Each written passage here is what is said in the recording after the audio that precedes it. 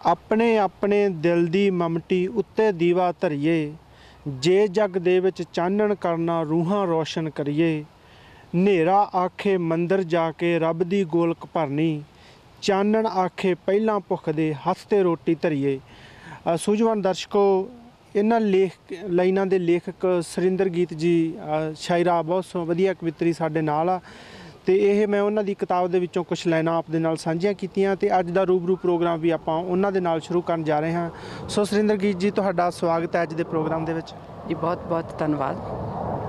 ਅਤੇ ਤੁਹਾਡੀ ਲੇਖਣੀ ਦੇ ਸਫ਼ਰ ਬਾਰੇ, ਕਿਉਂਕਿ ਕਾਫੀ ਲੰਮਾ ਸਫ਼ਰ ਹੈ, ਤੁਸੀਂ ਕਾਫੀ ਕਿਤਾਬਾਂ ਲਿਖ ਚੁੱਕੇ ਹਾਂ, ਪਰ ਉਸ ਤੋਂ ਪਹਿਲਾਂ ਆਪਾਂ ਸ਼ੁਰੂ ਕਰਦੇ ਹਾਂ ਤੁਹਾਡੇ ਜੀਵਨ ਬਾਰੇ।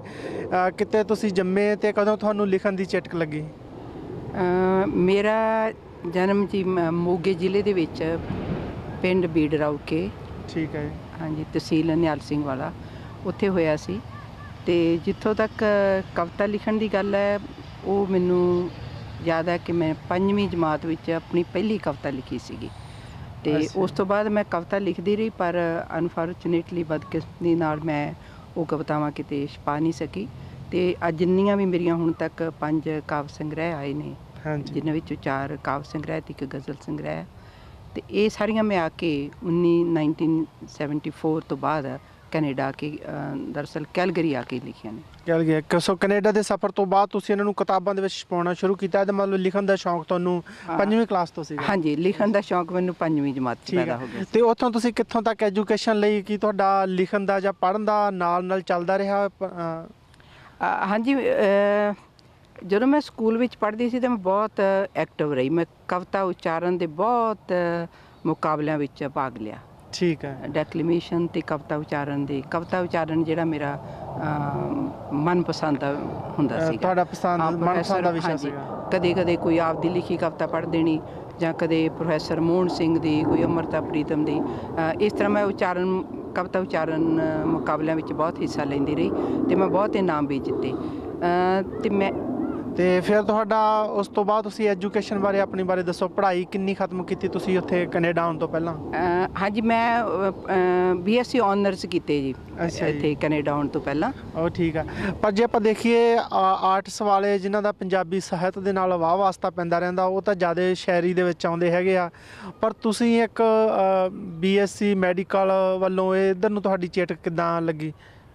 ਬਸ ਜੀ, ਉਦੋਂ ਇਸ ਤਰ੍ਹਾਂ ਹੁੰਦਾ ਸੀਗਾ ਕਿ 8ਵੀਂ ਜਮਾਤ ਦੇ ਵਿੱਚ ਮੇਰੇ ਬਹੁਤ ਨੰਬਰ ਆਏ, ਅਤੇ ਉਦੋਂ ਇਸ ਤਰ੍ਹਾਂ ਹੀ ਰਿਵਾਜ ਹੁੰਦਾ ਸੀ ਵੀ ਜਿਹੜੇ ਸਟੂਡੈਂਟ ਉੱਪਰਲੇ ਹੁੰਦੇ ਸੀ ਉਹ ਸਾਇੰਸ ਲੈ ਲੈਂਦੇ ਹੁੰਦੇ ਸੀ, ਅਤੇ ਬਾਕੀ ਉਹ ਆਰਟਸ ਲੈ ਲੈਂਦੇ ਹੁੰਦੇ ਸੀਗੇ। ਅਤੇ ਇਸ ਕਰਕੇ ਮੈਨੂੰ ਵੀ ਘਰਦਿਆਂ ਵੱਲੋਂ ਹੁਕਮ ਹੀ ਹੋਇਆ, ਖਾਸ ਕਰਕੇ ਬਾਪੂ ਜੀ ਹੋਣਾ ਵੱਲੋਂ, ਵੀ ਤੂੰ ਸਾਇੰਸ ਪੜ੍ਹਨੀ ਹੈ। ਅਤੇ ਮੈਨੂੰ ਯਾਦ ਹੈ ਕਿ ਉਦੋਂ ਮੇਰੀ ਇੱਕ ਟੀਚਰ ਹੁੰਦੀ, ਮਿਸ ਚੌਧਰੀ, ਕ੍ਰਿਸਚਨ ਟੀਚਰ ਸੀ। ਉਸ ਨੇ, ਮੈਂ 10ਵੀਂ ਜਮਾਤ ਵਿੱਚ ਪੜ੍ਹਦੀ ਸੀ, ਅਤੇ ਮੇਰੇ ਫਾਦਰ ਨੂੰ ਬੁਲਾ ਕੇ ਕਿਹਾ ਵੀ ਤੁਸੀਂ ਇਹਨੂੰ ਸਾਇੰਸ ਨਾ ਪੜ੍ਹਾਓ, ਅੱਛਾ ਜੀ, ਇਹਨੂੰ ਤੁਸੀਂ ਲਾ ਕਰਵਾਓ ਜਾਂ ਕੁਝ ਹੋਰ ਕਰੋ, ਅਤੇ ਇਹ ਬਹੁਤ ਤਰੱਕੀ ਕਰੂਗੀ।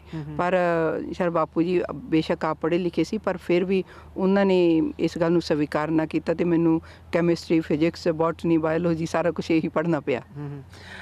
ਮੋਸਟਲੀ ਐਕਚੁਅਲੀ ਮੈਂ ਦੇਖਿਆ ਚੱਲਦਾ ਵੀ ਇਹ ਹੈ, ਜਦੋਂ ਉੱਥੇ ਬੱਚੇ ਦੇ ਨੰਬਰ ਜ਼ਿਆਦਾ ਆ ਜਾਂਦੇ, ਕੁਛ ਕਹਿੰਦੇ ਨਹੀਂ ਇਹਨੂੰ ਉੱਪਰਲੇ ਲੈਵਲ 'ਤੇ ਮੈਡੀਕਲ ਵਿੱਚ ਜਾਵੇ ਜਾਂ ਇੱਦਾਂ ਜਾਵੇ, ਸੋ ਆਰਟਸ ਨਾ ਪੜ੍ਹੇ, ਹਿਸਟਰੀ ਨਾ ਪੜ੍ਹੇ, ਸੋ ਇੱਦਾਂ ਦਾ ਚੱਲਦਾ ਹੈਗਾ। ਤੁਹਾਡੇ ਨਾਲ ਵੀ ਉਹੀ ਹੋਇਆ? ਮੇਰੇ ਨਾਲ ਵੀ ਉਹੀ ਹੋਇਆ, ਹਾਂਜੀ। ਸਾਡੇ 'ਚ ਇੰਨੀ ਉਦੋਂ ਹਿੰਮਤ ਨਹੀਂ ਹੁੰਦੀ ਸੀਗੀ ਕਿ ਜਾਂ ਮੈਂ ਆਪਣੇ ਫਾਦਰ ਨੂੰ ਕਹਿਦਾ ਵੀ ਨਹੀਂ, ਮੈਂ ਕੈਮਿਸਟਰੀ ਨਹੀਂ ਪੜ੍ਹਨੀ, ਹੈ ਨਾ। ਅਤੇ ਅਸੀਂ ਵੀ ਬਸ ਪੜ੍ਹੀ ਜਾਂਦੇ ਸੀਗੇ, ਪਤਾ ਨਹੀਂ ਕਿਵੇਂ ਪੜ੍ਹੀ ਜਾਂਦੇ ਸੀ, ਚੰਗੇ ਨੰਬਰ ਲਈ ਜਾਣੇ, ਅਤੇ ਕੋਈ ਇਹਨਾਂ ਪਤਾ ਨਹੀਂ ਸੀਗਾ ਵੀ ਮੈਂ ਆਹ ਚੀਜ਼ ਪਸੰਦ ਕਰਦੀ ਹਾਂ ਜਾਂ ਉਹ ਚੀਜ਼ ਪਸੰਦ ਕਰਦੀ ਹਾਂ। ਠੀਕ ਆ। ਅਤੇ ਪਰ ਨਾਲ ਤੁਸੀਂ ਪੰਜਾਬੀ ਦੀਆਂ ਕਿਤਾਬਾਂ, ਪੰਜਾਬੀ ਸ਼ਾਇਰੀ ਦੀਆਂ ਕਿਤਾਬਾਂ ਪੜ੍ਹਦੇ ਰਹੇ ਰੈਗੂਲਰ ਆਪਣੀ ਪੜ੍ਹਾਈ ਦੇ ਨਾਲ ਉੱਥੇ? ਹਾਂਜੀ, ਬਹੁਤ ਜ਼ਿਆਦਾ ਨਹੀਂ, ਥੋੜ੍ਹਾ ਬਹੁਤ। ਜਾਣੀ ਆਪਦਾ ਜਿਹੜਾ ਦਿਲ ਦੇ ਵਿੱਚ ਕੋਈ ਆਪਣੇ ਅਚੇਤ ਜਾਂ ਸੁਚੇਤ ਸ਼ੌਂਕ ਪਿਆ ਸੀਗਾ, ਜਾਂ ਸ਼ੌਂਕ ਨਹੀਂ ਆਪਾਂ ਕਹਿ ਸਕਦੇ, ਇੱਕ ਲਗਨ ਸੀਗੀ ਲਿਖਣ ਦੀ, ਉਹ ਤੁਰਦੀ ਰਹੀ ਨਾਲ ਹੌਲੀ ਹੌਲੀ? ਹਾਂਜੀ, ਉਹ ਲਗਨ ਮੇਰੇ ਨਾਲ ਤੁਰਦੀ ਰਹੀ। ਅਤੇ ਇੱਥੇ ਕੈਨੇਡਾ ਆ ਕੇ ਮੈਂ ਕੰਮ 'ਤੇ ਫੈਕਟਰੀ 'ਚ ਕੰਮ ਕਰਦੇ, ਜਾਂ ਫਿਰ ਮੈਂ ਜਦੋਂ ਸਿਟੀ ਆਫ ਕੈਲਗਰੀ ਨਾਲ ਲੱਗੀ, ਉਦੋਂ ਫਿਰ ਮੈਂ ਥੋੜ੍ਹਾ ਜਿਹਾ ਈਜ਼ੀ ਹੋ ਗਿਆ ਮੈਨੂੰ ਲਿਖਣਾ। ਠੀਕ ਹੈ। ਅਤੇ ਉਹ ਬਸ ਨਾਲ ਦੀ ਨਾਲ ਚੱਲਦਾ ਰਿਹਾ। ਅੱਛਾ, ਤੁਸੀਂ ਦੱਸਿਆ ਤੁਸੀਂ 1974 ਦੇ ਵਿੱਚ ਕੈਨੇਡਾ ਆ ਗਏ ਸੀ, ਕਾਫੀ ਲੰਬਾ ਅਰਸਾ ਹੋ ਗਿਆ, ਆਲਮੋਸਟ 4 ਦਹਾਕੇ ਤੋਂ ਵੱਧ ਦਾ ਸਮਾਂ ਹੋ ਗਿਆ। ਹਾਂਜੀ। ਅਤੇ ਇੱਥੇ ਆ ਕੇ ਫਿਰ ਤੁਸੀਂ ਆਪਣੀ ਲਿਖਣ ਦੀ ਜਿਹੜੀ ਕਲਾ, ਕਿਉਂਕਿ ਆਪਣੀ ਜ਼ਿੰਦਗੀ ਬਦਲ ਜਾਂਦੀ ਹੈ, ਰੁਝੇਵਿਆਂ ਭਰੀ ਹੋ ਜਾਂਦੀ ਆ, ਤੇ ਤੁਸੀਂ ਕਿਵੇਂ ਹੌਲੀ-ਹੌਲੀ ਇਸ ਨੂੰ ਦੁਬਾਰਾ ਸਹਿਜ ਅਵਸਥਾ ਦੇ ਵਿੱਚ ਆ ਕੇ ਲਿਖਣ ਵੱਲ ਆਏ? ਬਲਜਿੰਦਰ, ਜਿਸ ਤਰ੍ਹਾਂ ਮੈਂ 1974 ਦੇ ਵਿੱਚ ਆ ਗਈ ਸੀਗੀ ਤੇ ਪਹਿਲਾਂ ਤਾਂ ਤੁਹਾਨੂੰ ਸਭ ਨੂੰ ਹੀ ਪਤਾ ਹੈ ਕਿ ਆਪਾਂ ਸਾਰੇ ਜਾਣਦੇ ਹਾਂ ਕਿ ਆਪਾਂ ਨੂੰ ਇੱਥੇ ਸਰਵਾਈਵ ਕਰਨ ਲਈ ਕਿੰਨਾ ਕੰਮ ਕਰਨਾ ਪੈਂਦਾ। ਤੇ ਮੈਂ ਵੀ ਇਸ ਚੱਕਰ ਦੇ ਵਿੱਚ ਹੀ ਪੈ ਗਈ ਵੀ ਕੰਮ ਕਰਨਾ, ਅਸੀਂ ਪੇਰੈਂਟਸ ਦਾ ਅਪਲਾਈ ਕਰਨਾ, ਉਹਦਾ ਅਪਲਾਈ ਕਰਨਾ। ਤੇ ਜਿਹੜੀ ਮੇਰੀ ਪਹਿਲੀ ਕਿਤਾਬ ਜਿਹੜੀ ਸੀ ਉਹ 1997 ਦੇ ਵਿੱਚ ਤੁਰੀ ਸਾਂ ਮੈਂ ਉੱਥੋਂ। ਹਾਂ, ਸ਼ਾਇਦ ਉਹ ਵੀ ਕਿਤਾਬ ਮੇਰੀ ਮੈਂ ਨਾ ਛਪਦੀ ਉਸੇ ਤਰ੍ਹਾਂ ਹੀ ਦੱਬੀ ਪਈ ਰਹਿੰਦੀ ਤੇ ਜੇਕਰ ਮੈਨੂੰ ਡਾਕਟਰ ਸਰਜੀਤ ਪਾਤਰ ਹੋਣਾ ਉਹਨਾਂ ਦਾ ਸਹਿਯੋਗ ਨਾ ਮਿਲਦਾ। ਐਕਚੁਅਲੀ ਉਹਨਾਂ ਨੇ ਮੇਰੀ ਜਿਹੜੀ ਕਵਿਤਾ ਸੀਗੀ ਉਹ ਮੇਰੇ ਅੰਦਰੋਂ ਕਢਾਈ, ਮੇਰੀਆਂ ਕਵਿਤਾ ਇਕੱਠੀਆਂ ਕੀਤੀਆਂ ਤੇ ਮੈਨੂੰ ਉਹਨਾਂ ਨੇ ਬਹੁਤ ਹੌਸਲਾ ਦਿੱਤਾ ਵੀ ਨਹੀਂ, ਤੇਰੀ ਕਵਿਤਾ ਚੰਗੀ ਆ। ਉਹਨਾਂ ਨੇ ਬਹੁਤ ਚੰਗੀ ਨਹੀਂ ਕਿਹਾ, ਚੰਗੀ ਆ। ਹਾਂਜੀ, ਨਹੀਂ ਖੁਦ ਵੀ ਦੇਖਦੇ ਹੈਗੇ ਅਸੀਂ ਇੱਥੇ ਤੁਹਾਡੀਆਂ ਕਵਿਤਾਵਾਂ ਦੇ ਵਿੱਚ ਨਿਰਾ ਨਿੱਜ ਨਹੀਂ ਹੈ। ਬੇਸ਼ੱਕ ਕਵਿਤਾ ਦੇ ਵਿੱਚ ਮੈਨੂੰ ਲੱਗਦਾ ਕਿ ਨਿੱਜ ਵੀ ਹੋਣਾ ਚਾਹੀਦਾ, ਪਰ ਤੁਹਾਡੀਆਂ ਕਵਿਤਾਵਾਂ ਸਾਰੇ ਸਮਾਜ ਦੇ ਵਿੱਚ ਕਿਤੇ ਨਾ ਕਿਤੇ ਮੈਨੂੰ ਲੱਗਦਾ ਹੈਗਾ ਵੀ ਤੁਹਾਡੀ ਇਹਦੇ ਵਿੱਚ ਹੀ ਕਾਨੇ ਦੀਆਂ ਕਲਮਾਂ ਦੇ ਵਿੱਚ ਹੀ ਬਹੁਤ ਸਾਰੀਆਂ ਕਵਿਤਾਵਾਂ ਜਿਹੜੀਆਂ ਸਮਾਜ ਨੂੰ ਕੋਈ ਸੇਧ ਦਿੰਦੀਆਂ ਜਾਂ ਲੇਖਕਾਂ ਨੂੰ ਨਹੋਰਾ ਮਾਰਦੀਆਂ। ਜਾਂ ਉਹਦੇ ਵਿੱਚ ਤੁਸੀਂ ਲਿਖਿਆ ਕਿ ਸੋਨੇ ਦੀ ਨਿੱਭ ਲਾ ਕੇ ਲਿਖਣ ਵਾਲੇ ਜਿਹੜੇ ਲੇਖਕ ਆ ਉਹਨਾਂ ਹੀ ਥਾਂ 'ਤੇ ਕਾਨੇ ਦੀਆਂ ਕਲਮਾਂ ਨਾਲ ਲਿਖਣਾ ਦੁਬਾਰਾ ਜਿਹੜਾ ਸਾਨੂੰ ਵਾਪਸ ਆਉਣਾ ਪਊਗਾ। ਸੋ ਇੱਦਾਂ ਦੀਆਂ ਕਵਿਤਾਵਾਂ ਇਸ ਤੁਹਾਡੀ ਨਵੀਂ ਛਪੀ ਕਿਤਾਬ ਦੇ ਵਿੱਚ ਵੀ ਮਿਲਦੀਆਂ, ਅੱਗੇ ਜਾ ਕੇ ਤੁਹਾਡੇ ਤੋਂ ਸੁਣਾਂਗੇ। ਤਾਂ ਹੁਣ ਤੱਕ ਤੁਹਾਡੀਆਂ ਕਿੰਨੀਆਂ ਕਿਤਾਬਾਂ ਟੋਟਲ ਹੋ ਚੁੱਕੀਆਂ? ਹੁਣ ਤੱਕ ਮੇਰੀਆਂ 5 ਕਵਿਤਾਵਾਂ ਹੋ ਚੁੱਕੀਆਂ ਨੇ, ਜਿਨ੍ਹਾਂ ਵਿੱਚੋਂ 4 ਕਾਵਿ ਸੰਗ੍ਰਹਿ ਨੇ ਤੇ 1 ਗਜ਼ਲ ਸੰਗ੍ਰਹਿ। ਇੱਕ ਗਜ਼ਲ ਸੰਗ੍ਰਹਿ ਸੀ। ਤੇ ਇਸ ਤੋਂ ਬਿਨਾਂ ਤਾਂ ਅਸੀਂ ਪੰਜਾਬੀ ਸਾਹਿਤ ਸਭਾ ਦੇ ਕਾਫੀ ਲੰਬਾ ਸਮਾਂ ਪ੍ਰਧਾਨ ਵੀ ਰਹੇ ਹੋ, ਤੇ ਕਿੱਦਾਂ ਟਾਈਮ ਮੈਨੇਜ ਕਰਦੇ ਸੀਗੇ ਆਪਣੀ ਜੌਬ ਦਾ, ਘਰ ਦਾ ਤੇ ਫਿਰ ਸਾਹਿਤਕ ਕੰਮ ਕਰਨੇ?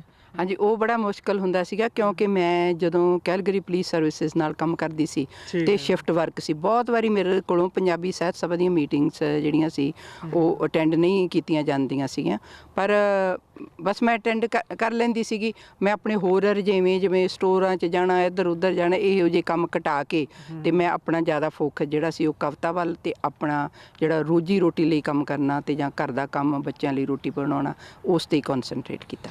ਨਹੀਂ, ਬਹੁਤ ਵਧੀਆ। ਜੇ ਤੁਸੀਂ ਇੰਨਾ ਟਾਈਮ ਕੱਢ ਲੈਂਦੇ ਸੀਗੇ, ਸਾਡੇ ਦਰਸ਼ਕਾਂ ਨੂੰ ਇਹ ਦੱਸਣਾ ਜ਼ਰੂਰੀ ਆ ਕਿ ਕੈਲਗਰੀ ਦੇ ਵਿੱਚ 1976 ਤੋਂ ਰਹਿੰਦਿਆਂ ਜੇ ਪੰਜਾਬੀ ਸਾਹਿਤ ਦੇ ਪੰਜਾਬੀ ਕਵਿੱਤਰੀ ਨਿਖਰ ਕੇ ਸਾਹਮਣੇ ਆਈ ਹੈ ਇੱਕ ਸ਼ਾਇਰਾ, ਤਾਂ ਉਹ ਸੁਰਿੰਦਰ ਗੀਤ ਹੀ ਹੈ, ਜਿਸ ਨੂੰ ਲੋਕੀ ਇਸ ਤਰ੍ਹਾਂ ਨਾਲ ਜਾਣਦੇ ਆ ਕਿ ਉਹ ਗਤੀਸ਼ੀਲਾ ਸਾਹਿਤ ਦੇ ਵਿੱਚ ਲਗਾਤਾਰ ਆਪਣੇ ਨਿੱਜੀ ਰੁਝੇਵਿਆਂ ਹੋਣ ਦੇ ਬਾਵਜੂਦ ਜਿਹੜੇ ਕਿ ਆਪਣੇ ਸਭ ਨੂੰ ਹੁੰਦੇ ਆ। ਸੋ ਇਹਨਾਂ ਤੋਂ ਇੱਕ ਉਦਾਹਰਨ ਵੀ ਮਿਲਦੀ ਹੈਗੀ ਆ। ਸੋ ਤੁਸੀਂ ਆਉਣ ਵਾਲੇ ਲੇਖਕਾਂ ਨੂੰ ਜਾਂ ਜਿਹੜੇ ਕੈਨੇਡਾ ਮੂਵ ਹੁੰਦੇ ਉਹਨੂੰ ਲਿਖਣ ਦੀ ਉੱਧਰ ਚਾਹਤ ਹੈਗੀ, ਉਹਨਾਂ ਦੇ ਦਿਲ ਦੇ ਵਿੱਚ ਭਾਵਨਾ ਹੈਗੀ ਆ ਕਿ ਉਹ ਕਲਮ ਚਲਾ ਸਕਦੇ ਆ, ਪਰ ਇੱਧਰ ਆ ਕੇ ਕਈ ਵਾਰੀ ਉਹ ਕੰਮਾਂ ਦੇ ਵਿੱਚ ਪੈ ਜਾਂਦੇ ਆ, ਕੰਮਾਂ ਦੇ ਵਿੱਚ ਪੈ ਕੇ ਹੌਲੀ ਲਿਖਣ ਤੋਂ ਦੂਰ ਹੋ ਜਾਂਦੇ ਆ। ਸੋ ਤੁਹਾਡਾ ਉਹਨਾਂ ਬਾਰੇ ਕੋਈ ਕੀ ਸੁਨੇਹਾ ਹੈਗਾ? ਹਾਂਜੀ, ਮੈਂ ਇਹਨਾਂ ਬਾਰੇ ਇਹੀ ਕਹਿ ਸਕਦੀ, ਖਾਸ ਕਰਕੇ ਮੈਂ ਕੁੜੀਆਂ ਨੂੰ ਕਹਿੰਦੀ ਹੁੰਦੀ ਆ ਕਿ ਤੁਸੀਂ ਉਹ ਸਭ ਨੂੰ ਪਤਾ ਕਿ ਉਹ ਕੰਮ ਕੀਤੇ ਬਿਨਾਂ ਤਾਂ ਇੱਥੇ ਸਰਨਾ ਨਹੀਂਗਾ। ਉਹ ਕੰਮ ਵੀ ਕਰੋ, ਪਰ ਆਪਣੇ ਹੋਰ ਰੁਝੇਵੇਂ, ਆਪਣੇ ਹੋਰ ਇੰਟਰਸਟ ਜਿਹੜੇ ਆ ਉਹ ਘਟਾ ਕੇ ਤੇ ਥੋੜ੍ਹਾ ਜਿਹਾ ਲਿਖਣ ਵੱਲ ਆਓ। ਜਿਵੇਂ ਵੱਧ ਤੋਂ ਵੱਧ ਪਾਰਟੀਆਂ 'ਤੇ ਜਾਣਾ, ਇਸ ਤਰ੍ਹਾਂ ਦੇ ਜਿਹੜੇ ਆਪਾਂ ਬਹੁਤ ਰੁਝੇਵੇਂ ਘਟਾ ਸਕਦੇ ਹਾਂ ਜੇ ਤੁਸੀਂ ਲਿਖਣ ਵੱਲ ਆਉਣਾ ਤਾਂ। ਲਿਖਣ ਵਾਲਾ ਨਹੀਂ। ਤੇ ਇੱਕ ਸਵਾਲ ਹੈ, ਕਵਿਤਾ ਕੀ ਆ ਤੁਹਾਡੇ? ਕਿਉਂਕਿ ਤੁਸੀਂ 5 ਕਿਤਾਬਾਂ ਲਿਖ ਚੁੱਕੇ ਆ, ਗਾਹੇ ਬਗਾਹੇ ਪੇਪਰਾਂ ਦੇ ਵਿੱਚ ਵੀ ਤੁਹਾਡੀਆਂ ਕਵਿਤਾਵਾਂ ਪੜ੍ਹਦੇ ਰਹੀਦਾ। ਸੋ ਕਵਿਤਾ ਕੀ ਚੀਜ਼ ਆ ਤੁਹਾਡੇ ਹਿਸਾਬ ਨਾਲ? ਜਿਸ ਤਰ੍ਹਾਂ ਆਪਾਂ ਨੂੰ ਪਤਾ ਹੈ ਕਿ ਲਿਖਣ ਦੀਆਂ ਕਈ ਵਿਧਾਵਾਂ, ਕੋਈ ਵਾਰਤਕ ਲਿਖਦਾ ਹੈ, ਕੋਈ ਕੁਛ ਲਿਖਦਾ, ਪਰ ਕਵਿਤਾ ਜਿਹੜੀ ਆ ਇਹ ਲਿਖਣ ਦੀਆਂ ਵਿਧਾਵਾਂ ਵਿੱਚੋਂ ਇੱਕ ਵਿਧਾ ਹੈ ਜਿਹਦੇ ਵਿੱਚ ਬਹੁਤ ਕੋਮਲਤਾ, ਭਾਵਨਾਵਾਂ ਦੀ ਤਰਜਮਾਨੀ ਤੇ ਖਿਆਲਾਂ ਦੀ ਉਡਾਰੀ ਹੁੰਦੀ ਹੈ। ਤੇ ਕਵਿਤਾ ਵਿੱਚ ਲੈਅ ਹੁੰਦੀ ਆ, ਕਵਿਤਾ ਵਿੱਚ ਸੰਗੀਤ ਹੁੰਦਾ ਹੈ। ਠੀਕ ਹੈ, ਇਸੇ ਕਰਕੇ ਦੇਖੀ ਜਾ ਤੁਹਾਡੀਆਂ ਬਹੁਤੀਆਂ ਖੁੱਲ੍ਹੀਆਂ ਕਵਿਤਾਵਾਂ ਹਨ, ਪਰ ਉਹਨਾਂ ਦੇ ਵਿੱਚ ਇੱਕ ਲੈਅ ਹੈ, ਉਹਨਾਂ ਦੇ ਵਿੱਚ ਇੱਕ ਸੰਗੀਤ ਆ, ਉਹ ਟੁੱਟਦੀ ਨਹੀਂ ਆ ਉਹਨਾਂ ਦੇ ਵਿੱਚ ਲੈਅ। ਬਹੁਤੀਆਂ ਤੁਹਾਡੀਆਂ ਖੁੱਲ੍ਹੀਆਂ ਕਵਿਤਾਵਾਂ ਵੀ ਇਸ ਤਰਜ ਦੀਆਂ ਹਨ। ਅਤੇ ਕਵਿਤਾਵਾਂ ਦੇ ਵਿੱਚ ਤੁਹਾਡੇ ਵਿਸ਼ੇ ਕਿੱਦਾਂ ਦੇ ਮੋਸਟਲੀ ਹੁੰਦੇ ਆ? ਮੈਂ ਦੇਖਿਆ ਕਿ ਤੁਸੀਂ ਨਿੱਜ ਤੋਂ ਉੱਪਰ ਉੱਠ ਕੇ ਲਿਖਦੇ ਆ, ਤੁਸੀਂ ਸਮਾਜ ਲਈ ਲਿਖਦੇ ਆ। ਸੋ ਇਹ ਸੁਚੇਤ ਤੌਰ 'ਤੇ ਲਿਖਦੇ ਆ ਜਾਂ ਤੁਹਾਡੀ ਪਹਿਲਾਂ ਤੋਂ ਜਿਹੜੀ ਜੀਵਨ ਦੀ ਜਾਂਚ ਆ ਉਹ ਇੱਦਾਂ ਦੀ ਬਣੀ ਹੋਈ ਆ ਕਿ ਜਿਹੜੀ ਆਪਣੀ ਲੇਖਣੀ ਆ ਉਹਦੇ ਵਿੱਚ ਸਮਾਜ ਦੇ ਲਈ ਕੁਛ ਹੋਣਾ ਚਾਹੀਦਾ, ਨਾ ਕਿ ਆਪਣੇ ਸਿਰਫ ਨਿੱਜੀ ਗੱਲਾਂ ਬਾਤਾਂ ਕਵਿਤਾਵਾਂ ਦੇ ਵਿੱਚ ਲਿਖੀ ਚੱਲੋ? ਸੋ ਇਹਦੇ ਬਾਰੇ ਤੁਹਾਡਾ ਕੀ ਵਿਊ ਆ? ਇਹ ਸ਼ੁਰੂ ਤੋਂ ਹੀ ਮੇਰੀ ਜਿਵੇਂ ਇਹ ਆਦਤ ਜੀ ਬਣ ਗਈ ਆ ਕਿ ਮੈਂ ਇਹ ਸੋਚਦੀ ਹੁੰਦੀ ਹਾਂ ਕਿ ਵੀ ਜੇ ਤੁਸੀਂ ਲਿਖਣਾ ਤਾਂ ਕੁਝ ਉਸਾਰੂ ਲਿਖੋ ਜਿਹਦੇ ਵਿੱਚ ਸੇਧ ਮਿਲੇ, ਨਹੀਂ ਤਾਂ ਐਵੇਂ ਵਰਕੇ ਕਾਲੇ ਕਰਨ ਦੀ ਕੋਈ ਜ਼ਰੂਰਤ ਨਹੀਂ ਗੀ। ਅਤੇ ਕਈ ਵਾਰੀ ਆਪਾਂ ਐਵੇਂ ਲਚਰ ਜਿਹਾ ਲਿਖ ਕੇ ਕੁਛ ਜਾਂ ਹਲਕਾ ਫੁਲਕਾ ਜਿਹਾ ਲਿਖ ਕੇ ਵਰਕੇ ਕਾਲੇ ਕਰਦੇ ਆ ਤੇ ਉਹਦਾ ਕੋਈ ਫਾਇਦਾ ਨਹੀਂ ਹੁੰਦਾ। ਜੇ ਤੁਸੀਂ ਲਿਖਣਾ, ਤੁਸੀਂ ਇਹ ਸੋਚਦੇ ਆ ਕਿ ਮੈਂ ਆਪਣੇ ਪਾਠਕਾਂ ਨੂੰ ਕੁਝ ਦੇਣਾ, ਤੇ ਉਹਦੇ ਵਿੱਚ ਜ਼ਰੂਰ ਕੋਈ ਸੇਧ, ਕੋਈ ਖਿਆਲ ਤੇ ਕੋਈ ਉਸਾਰੂ ਗੱਲ ਹੋਣੀ ਚਾਹੀਦੀ ਆ। ਇਹ ਮੈਂ ਕਦੇ ਕੋਈ ਵਿਸ਼ਾ ਜਿਹੜਾ ਆ ਸੋਚ ਕੇ ਨਹੀਂ ਲਿਖਿਆ। ਜੋ ਵੀ ਮੈਨੂੰ ਜਾਂ ਕੋਈ ਸਮਾਜਿਕ ਕੁਰੀਤੀ ਹੋਵੇ ਜਾਂ ਕੋਈ ਰਾਜਨੀਤਿਕ ਗਤੀਵਿਧੀ ਹੋਵੇ, ਰਾਜਨੀਤਿਕ ਧੱਕੇਸ਼ਾਹੀ ਹੋਵੇ, ਉਹ ਸਿਰਫ ਇੱਕ ਲਿਖਣ ਤੱਕ ਹੀ ਸੀਮਤ ਨਹੀਂ ਹੋਣਾ ਚਾਹੀਦਾ, ਉਹਨੂੰ ਲਲਕਾਰ ਵੀ ਦੇਣੀ ਚਾਹੀਦੀ ਆ। ਬਿਲਕੁਲ ਠੀਕ ਆ। ਤੇ ਅਸੀਂ ਚਾਹਾਂਗੇ ਤੁਸੀਂ ਆਪਣੀਆਂ ਕੁਛ ਜਿਹੜੀਆਂ ਵੰਨਗੀਆਂ ਹੈ ਤੁਹਾਡੀ ਲਿਖਣੀ ਦੀਆਂ, ਕਵਿਤਾ ਦੀਆਂ ਜਾਂ ਗਜ਼ਲ ਦੀਆਂ, ਸਾਡੇ ਦਰਸ਼ਕਾਂ ਦੇ ਨਾਲ ਸਾਂਝੀਆਂ ਕਰੋ। ਹਾਂਜੀ, ਪਹਿਲਾਂ ਤਾਂ ਮੈਂ ਦੱਸਣਾ ਚਾਹੁੰਦੀ ਹਾਂ ਕਿ ਮੈਂ ਕੋਸ਼ਿਸ਼ ਕੀਤੀ ਸੀ ਕਿ ਮੈਂ ਗਜ਼ਲ ਤੇ ਕਵਿਤਾ, ਠੀਕ ਹੈ, ਇਹ ਦੋਨਾਂ ਪਲੜਿਆਂ ਤੇ ਮੈਂ ਇੱਕੋ ਜਿਹਾ ਤੁਲ ਸਕਾਂ। ਠੀਕ ਹੈ। ਪਰ ਮੈਨੂੰ ਸਭ ਵੱਲੋਂ ਇਹੀ ਸੁਝਾਅ ਮਿਲਿਆ ਕਿ ਤੇਰੀ ਗਜ਼ਲ ਨਾਲੋਂ ਤੇਰੀ ਜਿਹੜੀ ਨਜ਼ਮ ਆ ਉਹ ਜ਼ਿਆਦਾ ਭਾਵਪੂਰਤ ਹੈ, ਤੇ ਸੋ ਮੈਂ ਗਜ਼ਲ ਦੇ ਨਾਲੋਂ ਮੈਂ ਜ਼ਿਆਦਾ ਨਜ਼ਮ ਲਿਖਣਾ ਪਸੰਦ ਕਰਦੀ ਹਾਂ। ਮੈਂ ਖੁਦ ਵੀ ਜਣੀ ਦੀ ਜੋ ਗਜ਼ਲ ਮੈਂ ਲਿਖਦੀ ਹਾਂ ਕਦੀ ਕਦੀ, ਪਰ ਜ਼ਿਆਦਾ ਮੈਂ ਜਿਹੜੀ ਆ ਉਹ ਨਜ਼ਮ ਲਿਖਦੀ। ਜ਼ਿਆਦਾ ਤੁਸੀਂ ਨਜ਼ਮ ਲਿਖੀ ਆ, ਸੋ ਅਸੀਂ ਚਾਹਾਂਗੇ ਤੁਸੀਂ ਜ਼ਰੂਰ ਕੁਛ ਆਪਣੀ ਕਵਿਤਾਵਾਂ ਦੀਆਂ, ਨਜ਼ਮਾਂ ਦੀਆਂ ਵੰਨਗੀਆਂ ਸਾਡੇ ਦਰਸ਼ਕਾਂ ਦੇ ਨਾਲ ਸਾਂਝ ਪਾਓ। ਹਾਂਜੀ, ਮੈਂ ਪਹਿਲਾਂ ਤੁਹਾਨੂੰ ਕਵਿਤਾ ਸੁਣਾਉਣੀ ਆ। ਇਹ ਕਵਿਤਾ ਜਿਹੜੀ ਆ ਇਹ ਕਾਨੇ ਦੀਆਂ ਕਲਮਾਂ ਦੇ ਵਿੱਚ ਹੈਗੀਆਂ, ਤੇ ਬੜੀ ਕਵਿਤਾ ਹੈਗੀ ਆ ਕਾਨੇ ਦੀਆਂ ਕਲਮਾਂ ਦੇ ਵਿੱਚ, ਤੇ ਇੱਕ ਬੜੀ ਸੱਜਰੀ ਜੀ ਕਵਿਤਾ ਹੈਗੀ ਆ। ਮੇਰੀ ਧੀ ਨੇ ਮੈਨੂੰ ਪੁੱਛਿਆ, ਮੇਰੀ ਧੀ ਨੇ ਮੈਨੂੰ ਪੁੱਛਿਆ, ਮਾਂ ਸੋਹਣੇ ਨੈਣ ਕਿਹੜੇ ਹੁੰਦੇ ਨੇ। ਮੇਰੀ ਧੀ ਨੇ ਮੈਨੂੰ ਪੁੱਛਿਆ, ਮਾਂ ਸੋਹਣੇ ਨੈਣ ਕਿਹੜੇ ਹੁੰਦੇ ਨੇ, ਕਾਲੇ, ਨੀਲੇ, ਭੂਰੇ, ਤਿਰਛੇ ਜਾਂ ਗੋਲ, ਜਾਂ ਫਿਰ ਉਹ ਜੋ ਲੱਖਾਂ ਪੱਤਣਾਂ ਦੇ ਤਾਰੂਆਂ ਨੂੰ ਪਹਿਲੀ ਹੀ ਨਜ਼ਰੇ ਆਪਣੇ ਵਿੱਚ ਲੈਂਦੇ ਨੇ ਡੋਬ। ਮੈਂ ਆਖਿਆ, ਧੀਏ ਨੈਣ ਤਾਂ ਉਹੀ ਸੋਹਣੇ ਹੁੰਦੇ ਨੇ ਜੋ ਆਪਣੀਆਂ ਪਲਕਾਂ ਵਿੱਚ ਮਨੁੱਖਤਾ ਦਾ ਮੋਹ ਪਾਲਦੇ ਨੇ। ਨੈਣ ਤਾਂ ਉਹੀ ਸੋਹਣੇ ਹੁੰਦੇ ਨੇ ਜਿਨ੍ਹਾਂ ਵਿੱਚ ਬੇਇਨਸਾਫੀ ਅਤੇ ਧੱਕੇਸ਼ਾਹੀ ਵਿਰੁੱਧ ਰੋਹ ਜਾਗਦੇ ਨੇ। ਨੈਣ ਤਾਂ ਉਹੀ ਸੋਹਣੇ ਹੁੰਦੇ ਨੇ। ਵਾਹ ਜੀ ਵਾਹ। ਸੋ ਬਹੁਤ ਥੋੜ੍ਹੇ ਸ਼ਬਦਾਂ ਵਿੱਚ ਤੁਸੀਂ ਬਹੁਤ ਵੱਡੀ ਗੱਲ ਕਹੀ ਹੈ, ਜਿਹੜੀ ਸ਼ਾਇਦ ਨਵੀਂ ਜਨਰੇਸ਼ਨ ਨੂੰ ਕਾਫੀ ਸੇਧ ਇਸ ਤੋਂ ਮਿਲ ਸਕਦੀ ਹੈਗੀ ਆ, ਕਿਉਂਕਿ ਆਪਾਂ ਦੇਖਦੇ ਹਾਂ ਸਮੇਂ ਦੇ ਨਾਲ ਚਾਹੇ ਸਰਕਾਰਾਂ ਦੀਆਂ ਪਾਲਿਸੀਆਂ ਉੱਦਾਂ ਦੀਆਂ ਹੁੰਦੀਆਂ ਕਿ ਨਵੀਂ ਜਨਰੇਸ਼ਨ ਆ ਜਿਹੜੀ ਉਹ ਖਪਤਕਾਰੀ ਸੱਭਿਆਚਾਰ ਵੱਲ ਵੱਧ ਰਹੀ ਆ, ਖਾਣ ਪੀਣਾ, ਮੌਜ ਮਸਤੀ ਕਰਨੀ, ਅਤੇ ਉਹਨਾਂ ਵਿੱਚ ਇਹ ਡੀਪਲੀ ਜਾਣ ਦੀ ਮੈਨੂੰ ਲੱਗਦਾ ਕਿ ਆਉਣ ਵਾਲੇ ਸਮੇਂ ਦੇ ਵਿੱਚ ਇਹ ਸਪੈਟ ਹੀ ਨਹੀਂ ਰਹੀ ਹੈਗੀ ਕਿ ਉਹ ਸਮਾਜ ਲਈ ਕੁਝ ਕਰ ਸਕਣ। ਸੋ ਇਦਾਂ ਦੀਆਂ ਕਵਿਤਾਵਾਂ ਉਹਨਾਂ ਨੂੰ ਕਾਫੀ ਸੇਧ ਦੇ ਸਕਦੀਆਂ। ਮੈਂ ਸੋਚਦੀ ਹਾਂ ਕਿ ਆਮ ਮੈਂ ਕੁੜੀਆਂ ਨਾਲ ਇੱਥੇ ਜਾਂ ਲੇਡੀਜ਼ ਨਾਲ ਗੱਲ ਕਰਦੀ ਹਾਂ, ਅਤੇ ਉਹ ਪੋਲੀਟਿਕਸ ਵਿੱਚ ਬਹੁਤ ਘੱਟ ਇੰਟਰਸਟ ਲੈਂਦੀਆਂ, ਅਤੇ ਉਹ ਕਹਿ ਦਿੰਦੀਆਂ ਲੈ ਸਾਨੂੰ ਕੀ ਲੋੜ ਆ ਪੋਲੀਟਿਕਸ, ਅਸੀਂ ਕਿਹੜਾ ਕੁਛ ਬਣਨਾ, ਜਾਂ ਆਮ ਕਰਕੇ ਇਹੀ ਮੈਂ ਸੁਣਦੀ ਹਾਂ। ਪਰ ਇਸ ਤਰ੍ਹਾਂ ਨਹੀਂ ਹੋਣਾ ਚਾਹੀਦਾ। ਔਰਤਾਂ ਨੂੰ ਵੀ ਸਾਨੂੰ ਅਖਬਾਰ ਪੜ੍ਹਨੇ ਚਾਹੀਦੇ ਆ, ਸਾਨੂੰ ਦੇਖਣਾ ਚਾਹੀਦਾ ਕਿ ਕਿੱਥੇ ਕਿੱਥੇ ਸਾਡੇ ਨਾਲ ਧੱਕੇਸ਼ਾਹੀਆਂ ਹੋ ਰਹੀਆਂ, ਬੇਇਨਸਾਫੀਆਂ ਹੋ ਰਹੀਆਂ, ਉਹਨਾਂ ਦੇ ਵਿਰੁੱਧ ਆਵਾਜ਼ ਉਠਾਉਣਾ। ਜਿੱਥੇ ਮਰਦਾਂ ਦਾ ਕੰਮ ਆ, ਔਰਤਾਂ ਦਾ ਵੀ ਹੋਣਾ ਚਾਹੀਦਾ। ਸੋ ਬਹੁਤ ਵਧੀਆ ਤੁਹਾਡੇ ਵਿਚਾਰ ਆ, ਕਿਉਂਕਿ ਮੌਸਮ ਵੀ ਬਹੁਤ ਵਧੀਆ, ਕੈਨੇਡਾ ਦੇ ਵਿੱਚ ਗਰਮੀ ਦੇ ਦਿਨ ਸ਼ੁਰੂ ਹੋ ਗਏ ਆ, ਅਤੇ ਆਪਾਂ ਪਾਰਕ ਦੇ ਵਿੱਚ ਖੜ੍ਹੇ ਹਾਂ, ਠੰਡੀ ਠੰਡੀ ਹਵਾ ਵੀ ਚੱਲ ਰਹੀ ਆ, ਅਤੇ ਅਸੀਂ ਚਾਹਾਂਗੇ ਤੁਸੀਂ ਆਪਣੀਆਂ ਕੁਝ ਹੋਰ ਰਚਨਾਵਾਂ ਸਾਡੇ ਨਾਲ ਸਾਂਝੀਆਂ ਕਰੋ, ਅਤੇ ਫਿਰ ਆਪਾਂ ਗੱਲਬਾਤ ਜਾਰੀ ਰੱਖਾਂਗੇ। ਹਾਂਜੀ, ਕਵਿਤਾ ਜਿਹੜੀ ਮੈਨੂੰ ਪਸੰਦ ਹੈ, ਸੱਤ ਰੰਗੀ ਪੀਂਘ। ਠੀਕ ਹੈ। ਹਾਂਜੀ, ਇਸ ਤਰ੍ਹਾਂ, ਸੱਤ ਰੰਗੀ ਇੱਕ ਪੀਂਘ ਨੇ ਮੈਨੂੰ ਐਸੀ ਨਜ਼ਮ ਸੁਣਾਈ। ਠੀਕ ਹੈ। ਸੱਤ ਰੰਗੀ ਇੱਕ ਪੀਂਘ ਨੇ ਮੈਨੂੰ ਐਸੀ ਨਜ਼ਮ ਸੁਣਾਈ, ਜਿਸ ਦੇ ਸ਼ਬਦਾਂ ਦੀ ਗਾਨੀ ਮੈਂ ਆਪਣੇ ਗਲ ਵਿੱਚ ਪਾਈ। ਕੁਝ ਸ਼ਬਦ ਮੇਰੇ ਜੀਵਨ ਦਾ ਨਿੱਘ, ਨਵੀਆਂ ਰੀਝਾਂ ਤਾਂਘਾਂ। ਕੁਝ ਸ਼ਬਦ ਮੇਰੇ ਜੀਵਨ ਦਾ ਨਿੱਘ, ਨਵੀਆਂ ਰੀਝਾਂ ਤਾਂਘਾਂ। ਰਹਿਤ ਮਲੂਕ ਕਿਸੇ ਨਾਲ ਪਈਆਂ, ਰਹਿਤ ਮੇਰੀ ਦੀਆਂ ਸਾਂਝਾਂ। ਸਾਂਝਾਂ ਦੇ ਰਾਹ ਉੱਤੇ ਚੱਲਦਿਆਂ ਸਾਂਝ ਨਵਾਂ ਰੰਗ ਲਿਆਈ। ਸੱਤ ਰੰਗੀ ਇੱਕ ਪੀਂਘ ਨੇ ਮੈਨੂੰ ਐਸੀ ਨਜ਼ਮ ਸੁਣਾਈ। ਕੁਝ ਸ਼ਬਦ ਮੇਰੇ ਦਿਲ ਦੇ ਵਿਹੜੇ ਬਣ ਪਰਾਹੁਣੇ ਆਏ। ਕੁਝ ਸ਼ਬਦ ਮੇਰੇ ਦਿਲ ਦੇ ਵਿਹੜੇ ਬਣ ਪਰਾਹੁਣੇ ਆਏ। ਕਰਕੇ ਦਿਲ ਦਾ ਵਿਹੜਾ ਰੰਗਲਾ, ਖੱਲਾਂ ਖੂੰਜੇ ਝਾੜੇ। ਰੀਝਾਂ ਨੇ ਲੈ ਸਿਰ 'ਤੇ ਚੁੰਨੀ ਕੀਤੀ ਤੇਲ ਚੁਆਈ। ਰੀਝਾਂ ਨੇ ਲੈ ਸਿਰ 'ਤੇ ਚੁੰਨੀ ਕੀਤੀ ਤੇਲ ਚੁਆਈ। ਸੱਤ ਰੰਗੀ ਇੱਕ ਪੀਂਘ ਨੇ ਮੈਨੂੰ ਐਸੀ ਨਜ਼ਮ ਸੁਣਾਈ। ਕੁਝ ਸ਼ਬਦ ਮੇਰੀ ਮਾਂ ਦੇ ਵਰਗੇ, ਕੁਝ ਸ਼ਬਦ ਮੇਰੀ ਮਾਂ ਦੇ ਵਰਗੇ, ਤਪਦੀ ਰੁੱਤ ਵਿੱਚ ਛਾਂ ਦੇ ਵਰਗੇ, ਜਿੱਥੇ ਰੱਬ ਉਤਾਰਾ ਕਰਦਾ, ਲੱਗਦੇ ਨੇ ਉਸ ਥਾਂ ਦੇ ਵਰਗੇ। ਸੱਚੀ ਥਾਂ ਤੇ ਬਹਿ ਕੇ ਜਿੰਦੇ, ਸੱਚੀ ਕਰੀ ਕਮਾਈ। ਸੱਚੀ ਥਾਂ ਤੇ ਬਹਿ ਕੇ ਜਿੰਦੇ, ਸੱਚੀ ਕਰੀ ਕਮਾਈ। ਸਤਰੰਗੀ ਇੱਕ ਪੀਂਘ ਨੇ ਮੈਨੂੰ ਐਸੀ ਨਜ਼ਮ ਸੁਣਾਈ। ਤੇ ਆਖਰੀ ਹੈ, ਸ਼ਬਦ ਮਿਲੇ ਮਿਲ ਵਾਕ ਬਣਾਏ। ਸ਼ਬਦ ਮਿਲੇ ਮਿਲ ਵਾਕ ਬਣਾਏ, ਵਾਕਾਂ ਮਿਲ ਕਵਿਤਾਵਾਂ। ਤੋਰ ਮਟਕਣੀ ਉਹ ਤੁਰਦੇ, ਜਿੰਨਾ ਸੰਗ ਰਚਨਾਵਾਂ। ਕਵਿਤਾ ਦੀ ਰੁੱਤ ਆਈ ਜਿੰਦੇ, ਕਰ ਲੈ ਬੀਜ ਬਜਾਈ।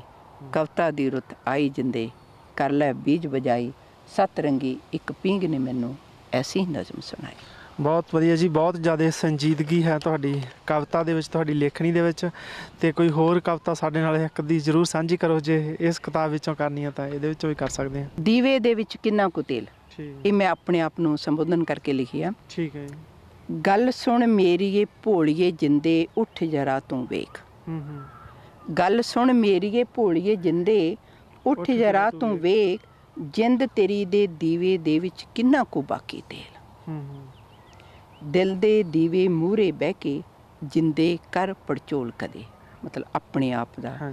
ਦਿਲ ਦੇ ਦੀਵੇ ਮੂਹਰੇ ਬਹਿ ਕੇ ਜਿੰਦੇ ਕਰ ਪੜਚੋਲ ਕਦੇ। ਲੈਣ ਦੇਣ ਸੁੱਖਾਂ ਦੁੱਖਾਂ ਦਾ, ਦਿਲ ਦੀ ਤਕੜੀ ਤੋਲ ਕਦੇ। ਕਿੰਨੀ ਕੁ ਤੇਰੀ ਰੂਹ ਹੈ ਰੌਸ਼ਨ, ਕਿੰਨਾ ਕੁ ਢੋਂਦੀ ਅਜੇ ਹਨੇਰ। ਜਿੰਦ ਤੇਰੀ ਦੇ ਦੀਵੇ ਦੇ ਵਿੱਚ ਕਿੰਨਾ ਕੁ ਬਾਕੀ ਤੇਲ। ਅੱਜ ਦੀ ਖਾਤਰ ਕੱਲ੍ਹ ਵੇਚਿਆ, ਅੱਜ ਦੀ ਖਾਤਰ ਕੱਲ੍ਹ ਵੇਚਿਆ। ਕੱਲ੍ਹ ਦੀ ਖਾਤਰ ਅੱਜ ਵਿਕੇ। ਅੱਜ ਕੱਲ੍ਹ ਕਰਦਾ ਕਰਦਾ ਜਿੰਦ ਦਾ ਦੀਵਾ, ਦਿਨ ਪਰ ਰਾਤ ਬਲੇ। ਆਪਣੇ ਅੱਜ ਨੂੰ ਸਾਂਭ ਲੈ ਜਿੰਦੇ, ਆਪਣੇ ਅੱਜ ਨੂੰ ਸਾਂਭ ਲੈ ਜਿੰਦੇ।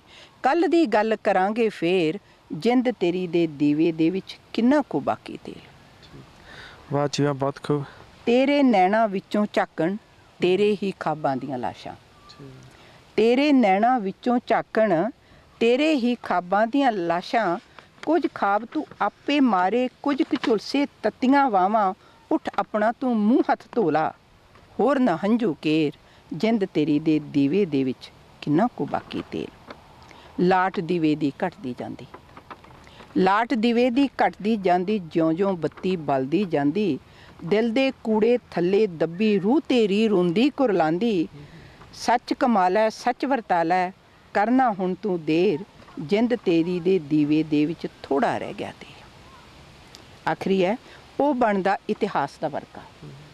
ਉਹ ਬਣਦਾ ਇਤਿਹਾਸ ਦਾ ਵਰਕਾ, ਜਿਸ ਦੇ ਅੰਦਰ ਚਾਨਣ ਪਲਦਾ। ਸੱਚ ਦੀ ਖਾਤਰ ਸੂਲੀ ਚੜ੍ਹਦਾ, ਜ਼ਹਿਰਾਂ ਪੀ ਸੁਕਰਾਤ ਜੋ ਬਣਦਾ। ਰੱਤ ਦਾ ਦੀਵਾ ਬਾਲ ਕੇ ਜਿੰਦੇ, ਕਰਦੇ ਰੌਸ਼ਨ ਚਾਰ ਚੁਫੇਰ। ਜਿੰਦ ਤੇਰੀ ਦੇ ਦੀਵੇ ਵਿੱਚੋਂ ਮੁੱਕਦਾ ਜਾਪੇ ਤੇਲ। ਜਿੰਦ ਤੇਰੀ ਦੇ ਦੀਵੇ ਵਿੱਚੋਂ ਮੁੱਕਦਾ ਜਾਪੇ ਤੇਲ। ਵਾਹ ਜੀ ਵਾਹ। ਸੋ ਤੁਹਾਡੀ ਕਵਿਤਾ ਦਾ ਸੰਜੀਦਗੀ ਵੀ ਹੈ ਤੁਹਾਡੀ ਕਵਿਤਾ ਦੇ ਵਿੱਚ। ਮੈਂ ਤੁਹਾਡੀ ਕਵਿਤਾ ਅੱਗੇ ਪੜ੍ਹੀ ਸੀ, ਇੱਕ ਡੁਗਡੁਗੀਆਂ ਦੀ ਰੁੱਤ ਜਾਂ ਕਾਨੇ ਦੀਆਂ ਕਲਮਾਂ ਹੈ ਤੁਹਾਡੀ ਇਹਦੇ ਵਿੱਚ ਕਵਿਤਾ ਇੱਕ ਬਹੁਤ ਸੋਹਣੀ ਨਜ਼ਮ। ਅਤੇ ਤੁਸੀਂ ਕੀ ਸਮਝਦੇ ਹੋ ਕਿ ਜਿਹੜੀ ਕਵਿਤਾ ਹੈ ਉਸ ਨੂੰ ਨਿੱਜ ਵੀ ਲਿਖਣਾ ਚਾਹੀਦਾ, ਨਿੱਜ ਤੋਂ ਬਾਹਰ ਆ ਕੇ ਕਿੰਨਾ ਕੁ ਲਿਖਣਾ ਚਾਹੀਦਾ ਹੈਗਾ? ਉਸ ਨੂੰ ਸੁਧਾਰਵਾਦੀ ਹੋਣਾ ਚਾਹੀਦਾ, ਜੁਝਾਰਵਾਦੀ ਹੋਣਾ ਚਾਹੀਦਾ? ਕਿਉਂਕਿ ਕਈ ਤਰ੍ਹਾਂ ਦੀ ਕਵਿਤਾ ਲਿਖੀ ਜਾ ਰਹੀ ਹੈ ਇਸ ਟਾਈਮ। ਅਤੇ ਤੁਹਾਡੀਆਂ ਬਾਹਲੀਆਂ ਕਵਿਤਾਵਾਂ ਕਿੱਦਾਂ ਦੀਆਂ ਹੈਗੀਆਂ? ਬਹੁਤੀਆਂ ਕਵਿਤਾਵਾਂ ਮੇਰੀਆਂ ਕੁਛ ਨਿੱਜ ਵੀ ਹੈਗਾ ਕਵਿਤਾਵਾਂ ਦੇ ਵਿੱਚ। ਪਰ ਮੈਂ ਆਪਣੇ ਜਿਹੜੇ ਪਰਸਨਲ ਆਪਣੇ ਅਨੁਭਵ ਨੂੰ ਲੈ ਕੇ ਅਤੇ ਉਹਨੂੰ ਸਮਾਜ ਨਾਲ ਜੋੜ ਕੇ ਸਾਨੂੰ ਇੱਕ ਸਮਾਜ ਨੂੰ ਸੇਧ ਦੇਣ ਵਾਲੀ ਕਵਿਤਾ ਲਿਖਣੀ ਚਾਹੀਦੀ ਆ। ਸਿਰਫ ਆਪ ਹੀ ਬੈਠ ਕੇ ਆਪਣੀ ਹੰਝੂ ਕੇਰਨ ਵਾਲੀ ਕਵਿਤਾ ਆਪਣੇ ਤੱਕ ਹੀ ਸੀਮਤ ਨਹੀਂ ਰੱਖਣੀ ਚਾਹੀਦੀ। ਹਾਂ, ਮੈਨੂੰ ਇਹ ਬਿਲਕੁਲ ਚੰਗਾ ਨਹੀਂ ਲੱਗਦਾ ਕਿ ਆਪਣੀ ਤੁਸੀਂ ਰੋਣੇ ਰੋਂਦੇ ਰਹੋ ਅਤੇ ਉਹਦੇ ਨਾਲ ਸਮਾਜ ਦਾ ਕੁਝ ਨਹੀਂ ਸਵਰਨਾ। ਬਿਲਕੁਲ ਬਿਲਕੁਲ, ਇਹ ਬਿਲਕੁਲ ਸਹੀ ਗੱਲ ਹੈ ਜੀ। ਹਾਂਜੀ, ਨਿੱਜ ਵੀ ਜ਼ਰੂਰੀ ਆ, ਪਰ ਨਿੱਜ ਦੇ ਵਿੱਚੋਂ ਜੋ ਆਪਣੇ ਹਾਵ ਭਾਵ ਨਿਕਲਦੇ ਉਹਨੂੰ ਸਮਾਜ ਦੇ ਨਾਲ ਜੋੜ ਕੇ ਪੇਸ਼ ਕਰਨਾ, ਸਮਾਜ ਨੂੰ ਕੋਈ ਸੇਧ ਦੇਣੀ। ਸੋ ਇਹੀ ਇੱਕ ਸ਼ਾਇਰ ਦਾ ਮੈਨੂੰ ਲੱਗਦਾ ਮਨੋਰਥ ਹੋਣਾ ਚਾਹੀਦਾ। ਅਤੇ ਤੁਹਾਨੂੰ ਹੁਣ ਤੱਕ ਕਿੰਨੇ ਕੁ ਨਾਮ ਸਨਮਾਨ ਮਿਲ ਚੁੱਕਿਆ? ਕਿਉਂਕਿ ਕੈਲਗਰੀ ਦੇ ਵਿੱਚ ਜੇ ਦੇਖੀਏ ਸ਼ਾਇਰਾਂ ਦੇ ਤੌਰ 'ਤੇ ਤੁਸੀਂ ਬੜੇ ਲੰਮੇ ਸਮੇਂ ਤੋਂ ਚਟਾਨ ਵਾਂਗ ਖੜ੍ਹੇ ਹੋ, ਅਤੇ ਹੁਣ ਤੱਕ ਕਿੰਨੇ ਕੁ ਮਾਣ ਸਨਮਾਨ ਤੁਹਾਨੂੰ ਮਿਲ ਚੁੱਕਿਆ?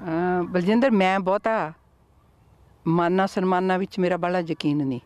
ਮੈਂ ਕਈ ਵਾਰੀ ਸੋਚਦੀ ਹੁੰਦੀ ਹਾਂ ਕਿ ਜਦੋਂ ਤੁਹਾਨੂੰ ਮਾਣ ਸਨਮਾਨ ਮਿਲ ਜਾਣਗੇ ਤਾਂ ਤੁਹਾਡਾ ਵੀ ਜਿਹੜਾ ਲਿਖਣ ਪ੍ਰਕਿਰਿਆ ਉਹ ਮੱਠੀ ਪੈ ਜਾਊਗੀ। ਅਤੇ ਮੈਂ ਉਸ ਦਿਨ ਲਿਖਾਰੀ ਸਭਾ ਦੀ ਮੀਟਿੰਗ ਵਿੱਚ ਵੀ ਇਹੀ ਕਿਹਾ ਸੀਗਾ ਕਿ ਜੇ ਮੈਂ ਆਪਣੇ ਆਪ ਹੀ ਆਪਦੀ ਗੁੱਡੀ ਕਿਤੇ ਤਾਂ ਚਾੜ ਲਵਾਂ ਤੇ ਮੈਨੂੰ ਤੁਣਕਾ ਮਾਰ ਕੇ ਥੱਲੇ ਜ਼ਰੂਰ ਸੁੱਟ ਲਿਓ, ਕਿਉਂਕਿ ਮੈਂ ਚਾਹੁੰਦੀ ਹਾਂ ਕਿ ਮੈਨੂੰ ਜਿਹੜਾ ਕਵਿਤਾ ਦਾ ਰਾਹ ਦਿਸਦਾ ਰਵੇ ਕਿ ਉਸ ਦੇ ਕਵਿਤਾ ਦੇ ਘਰ ਨੂੰ ਕਿਹੜਾ ਰਾਹ ਜਾਂਦਾ ਹੈ, ਤੇ ਮੈਂ ਕਿਤੇ ਆਪਣੀ ਸ਼ੋਭਾ ਦੇ ਵਿੱਚ ਆਪਣੇ ਪਾਠਕਾਂ ਕੋਲੋਂ ਸੁਣ ਕੇ ਕਿਤੇ ਮੈਂ ਇੰਨੀ ਅੰਨੀ ਨਾ ਹੋ ਜਾਵਾਂ ਕਿ ਮੈਨੂੰ ਕਵਿਤਾ ਦਾ ਰਾਹ ਹੀ ਭੁੱਲ ਜਾਵੇ। ਪਰ ਫਿਰ ਵੀ ਮੈਨੂੰ ਕਾਫੀ ਜਗ੍ਹਾ ਤੋਂ ਜਿਵੇਂ ਕਿ ਪੰਜਾਬੀ ਭਵਨ ਲੁਧਿਆਣਾ ਵਿੱਚ ਤੇ ਟੋਰਾਂਟੋ ਵਿੱਚ, ਐਡਮਿੰਟਨ ਵਿੱਚ, ਮੈਂ ਬਹੁਤ ਥਾਵਾਂ 'ਤੇ ਗਈ ਹਾਂ।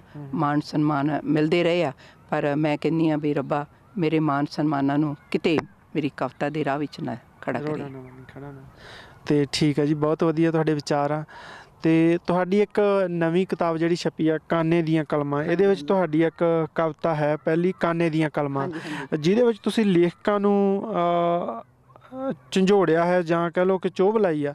ਸੋ ਇਹ ਕਵਿਤਾ ਦਾ ਟੋਟਲ ਵਿਸ਼ਾ ਕੀ ਹੈਗਾ ਵੀ ਆਪਣੀ ਜਿਹੜੀ ਲੇਖਣੀ ਹੈ ਇਸ ਟਾਈਮ ਜਾਂ ਲੇਖਕ ਆ ਜਿਹੜੇ ਉਹ ਪੂਰੀ ਤਰ੍ਹਾਂ ਸਮਾਜਿਕ ਸਰੋਕਾਰਾਂ ਨੂੰ ਭੁੱਲ ਚੁੱਕੇ ਆ ਤੇ ਉਹ ਉਹੀ ਲਿਖਦੇ ਆ ਜੋ ਸਮੇਂ ਦੇ ਹਾਕਮ ਚਾਹੁੰਦੇ ਆ। ਸੋ ਤੁਹਾਡੀ ਇਸ ਬਾਰੇ ਕੀ ਵਿਚਾਰ ਹੈਗੇ ਆ? ਜਿਹੜੀ ਕਵਿਤਾ ਹੈਗੀ ਕਾਨੇ ਦੀਆਂ ਕਲਮਾਂ, ਮੈਂ ਸਮਝਦੀ ਹਾਂ ਕਿ ਇਹ ਕਵਿਤਾ ਜਿਹੜੀ ਆ ਮੇਰੀ ਜਿਹੜੀ ਪੁਸਤਕ ਹੈ ਕਾਨੇ ਦੀਆਂ ਕਲਮਾਂ ਉਹਦੀ ਰੂਹ ਆ। ਠੀਕ ਹੈ। ਹਾਂਜੀ, ਕਾਨੇ ਦੀ ਕਲਮ ਪ੍ਰਤੀਕ ਆ, ਠੀਕ, ਪ੍ਰਤੀਕ ਧਰਤ ਅਤੇ ਲੇਖਣੀ ਦੀ ਸਾਂਝ ਦੀ।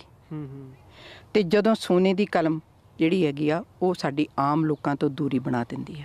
ਠੀਕ ਹੈ। ਤੇ ਅਸੀਂ ਜਾਂ ਸਰਕਾਰਾਂ ਦੇ ਝੋਲੀ ਚੁੱਕ ਬਣ ਕੇ ਰਹਿ ਜਾਂਦੇ ਆ। ਤੇ ਸਾਡੀ ਜਿਹੜੀ ਆਮ ਜਿਨ੍ਹਾਂ ਲਈ ਕਵਿਤਾ, ਅਸੀਂ ਸਰਕਾਰਾਂ ਲਈ ਕਵਿਤਾ ਨਹੀਂ ਲਿਖਦੇ, ਅਸੀਂ ਲੋਕਾਂ ਲਈ ਲਿਖਦੇ ਹਾਂ, ਅਸੀਂ ਪਾਠਕਾਂ ਲਈ ਲਿਖਦੇ ਹਾਂ, ਆਮ ਵਰਗ ਲਈ ਲਿਖਦੇ ਹਾਂ।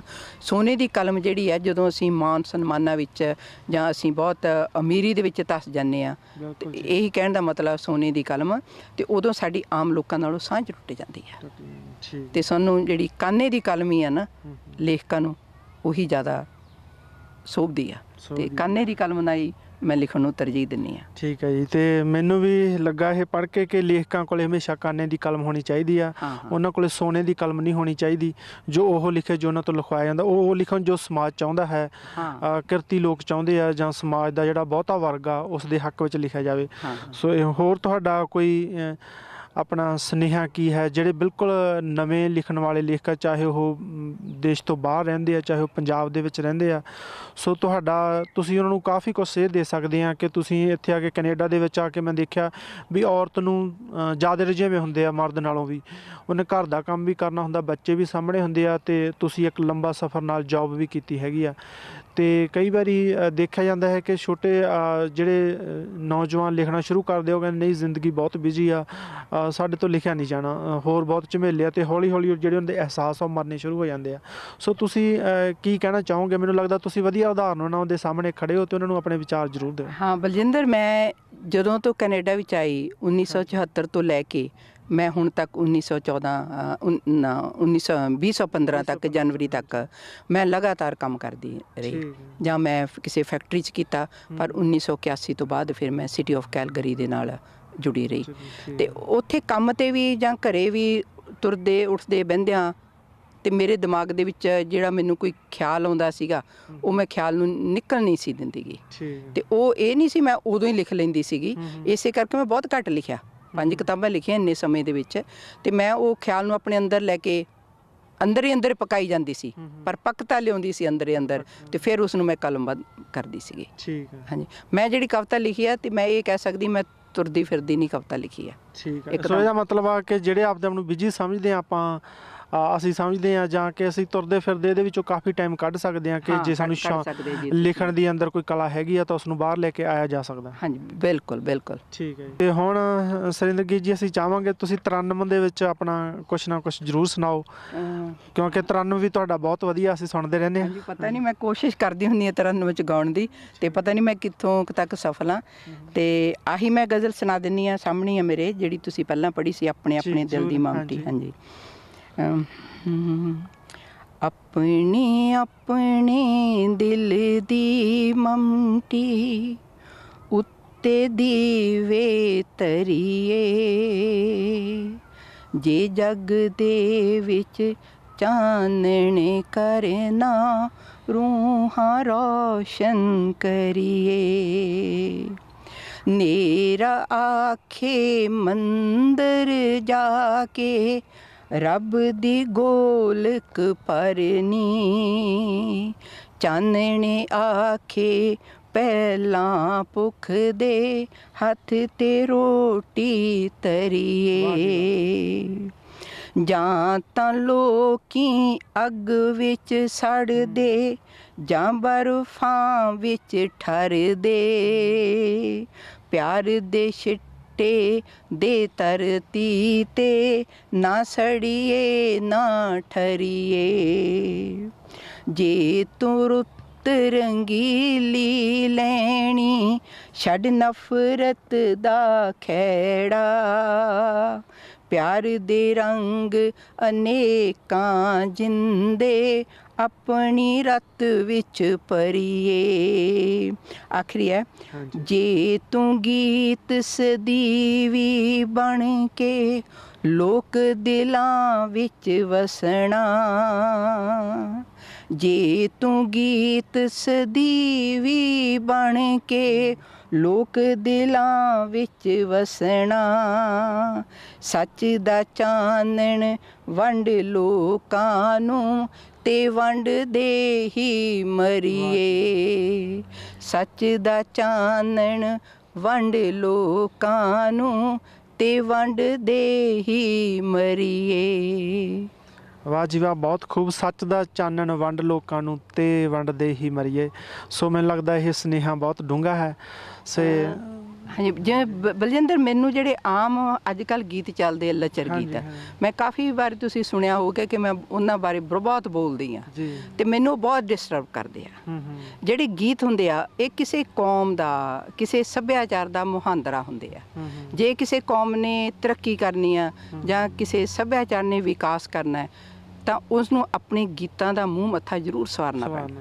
ਤੇ ਸਾਡਾ ਜਿਹੜਾ ਸੱਭਿਆਚਾਰ ਹੈ ਦਿਨੋਂ ਦਿਨ ਨਿਗਾਰ ਵੱਲ ਜਾਂਦਾ ਇਹਦਾ ਇੱਕ ਕਾਰਨ ਗੀਤ ਵੀ ਆ ਸਾਡੇ ਜਿਹੜੇ ਅੱਜ ਕੱਲ੍ਹ ਗੀਤ ਆ ਰਹੇ ਨੇ ਤੇ ਇਹਦੇ ਲਈ ਮੈਂ ਗਾਇਕਾਂ ਨਾਲੋਂ ਮੈਂ ਲੇਖਕਾਂ ਨੂੰ ਜ਼ਿਆਦਾ ਗੁਨਾਹਗਾਰ ਸਮਝਦੀ ਹਾਂ ਕਿ ਜੇਕਰ ਉਹ ਇਸ ਤਰ੍ਹਾਂ ਦੇ ਗੀਤ ਨਾ ਲਿਖਣਗੇ ਤੇ ਫਿਰ ਉਹ ਗਾਉਣ ਵਾਲੇ ਕਿੱਥੋਂ ਗਾਉਣਗੇ ਬਿਲਕੁਲ ਬਿਲਕੁਲ ਔਰ ਜੇ ਕਿਸੇ ਚੀਜ਼ ਪੈਦਾ ਹੀ ਨਾ ਹੋਊ ਤਾਂ ਉਹ ਲੋਕਾਂ ਦੇ ਵਿੱਚ ਕਿਵੇਂ ਜਾਊਗੀ ਸੋ ਤੁਸੀਂ ਕਹਿੰਦੇ ਆ ਵੀ ਲਿਖਣ ਵਾਲਿਆਂ ਦਾ ਬਹੁਤ ਜ਼ਿਆਦਾ ਹੱਥ ਹੈਗਾ ਤੇ ਦੂਸਰਾ ਇਹ ਵੀ ਕਿਹਾ ਜਾਂਦਾ ਹੈ ਕਿ ਜੇ ਕਿਸੇ ਸਮਾਜ ਦੀ ਕਿਸੇ ਕੌਮ ਦੀ ਤੁਸੀਂ ਆਉਣ ਵਾਲੇ 100 ਸਾਲ ਦਾ ਭਵਿੱਖ ਦੇਖਣਾ ਹੋਵੇ ਤਾਂ ਉਹਨਾਂ ਦੇ ਅੱਜ ਦੇ ਗੀਤ ਸੁਣੋ ਸੋ ਮੈਨੂੰ ਲੱਗਦਾ ਕਿ ਆਪਣੀ ਜਿਹੜੀ ਅੱਜ ਦੇ ਗੀਤ ਆ ਸੋ ਇਹਨਾਂ ਤੋਂ ਲੱਗਦਾ ਕਿ ਆਪਣਾ ਭਵਿੱਖ ਕੀ ਹੋਊਗਾ ਪਰ ਲੋੜ ਹੈ ਤੁਹਾਡੇ ਵਰਗੇ ਸ਼ਾਇਰਾਂ ਦੀ ਜਿਹੜੇ ਆਉਣ ਵਾਲੇ ਸਮੇਂ ਦੇ ਵਿੱਚ ਸਮਾਜ ਨੂੰ ਕੋਈ ਸੇਧ ਦੇਣ ਤੇ ਆਪਣੀ ਜਿਹੜੀ ਜਵਾਨੀ ਆ ਉਹ ਮੁੜ ਕੇ ਵਾਪਸ ਨਿੱਗਰ ਸ਼ਬਦਾਂ ਵੱਲ ਆਵੇ ਉਹਨਾਂ ਸ਼ਬਦਾਂ ਵੱਲ ਆਵੇ ਜਿਨ੍ਹਾਂ ਤੋਂ ਦੂਰ ਹੋ ਰਹੇ ਆ ਤੇ ਅਸੀਂ ਤੁਹਾਡਾ ਜਗ ਪੰਜਾਬੀ ਦੀ ਸਾਰੇ ਹੀ ਟੀਮ ਵੱਲੋਂ ਬਹੁਤ ਬਹੁਤ ਧੰਨਵਾਦ ਕਰਦੇ ਹਾਂ ਕਿ ਥੋੜ੍ਹੇ ਜਿਹੇ ਸਮੇਂ ਦੇ ਵਿੱਚ ਤੁਸੀਂ ਆਪਣੀਆਂ ਬਹੁਤ ਸਾਰੀਆਂ ਨਜ਼ਮਾਂ ਦੇ ਨਾਲ ਤੇ ਵਿਚਾਰਾਂ ਦੇ ਨਾਲ ਸਾਂਝ ਪਾਈ ਤੇ ਸਾਰੀ ਟੀਮ ਵੱਲੋਂ ਤੁਹਾਡਾ ਧੰਨਵਾਦ ਤੇ ਫਿਰ ਕਦੇ ਆਪਣੀ ਮੁਲਾਕਾਤ ਹੁੰਦੀ ਰਹੇਗੀ ਤੇ ਅਸੀਂ ਤੁਹਾਨੂੰ ਜੀ ਆਇਆਂ ਆਖਦੇ ਹਾਂ ਅੱਜ ਦੇ ਪ੍ਰੋਗਰਾਮ ਦੇ ਲਈ ਹਾਂਜੀ ਬਹੁਤ ਬਹੁਤ ਧੰਨਵਾਦ ਤੇ ਮੈਂ ਟੀਵੀ ਜਗ ਪੰਜਾਬੀ ਦਾ ਵੀ ਬਹੁਤ ਧੰਨਵਾਦ ਕਰਦੀ ਹਾਂ ਜਿਨ੍ਹਾਂ ਨੇ ਮੈਨੂੰ ਸਰੋਤਿਆਂ ਦੇ ਰੂਬਰੂ ਕੀਤਾ ਤੇ ਮੇਰੀ ਕਵਿਤਾ ਸੁਣੀ ਤੇ ਮੈਨੂੰ ਹੌਸਲਾ ਦਿੱਤਾ ਤੇ ਮੇਰਾ ਇਹ ਵਾਅਦਾ ਹੈਗਾ ਆਪਣੇ ਪਾਠਕਾਂ ਨਾਲ ਕਿ ਮੈਂ ਕਦੇ ਵੀ ਲੱਚਰ ਨਹੀਂ ਲਿਖੂੰਗੀ ਜਦੋਂ ਲਿਖੂੰਗੀ ਤਾਂ ਕੁਝ ਉਸਾਰੂ ਲਿਖੂੰਗੀ ਬਹੁਤ ਬਹੁਤ ਧੰਨਵਾਦ ਸੁਰਿੰਦਰਜੀਤ ਜੀ ਸੋ ਦੋਸਤੋ ਅਗਲੇ ਹਫਤੇ ਫਿਰ ਮਿਲਾਂਗੇ ਕਿਸੇ ਨਵੀਂ ਸੰਜੀਦਾ ਜਹੀਨ ਸ਼ਖਸੀਅਤ ਦੇ ਨਾਲ ਤੇ ਅੱਜ ਦਾ ਪ੍ਰੋਗਰਾਮ ਬੰਦ ਕਰਨ ਦੀ ਇਜਾਜ਼ਤ ਦਿਓ ਸਤਿ ਸ੍ਰੀ ਅਕਾਲ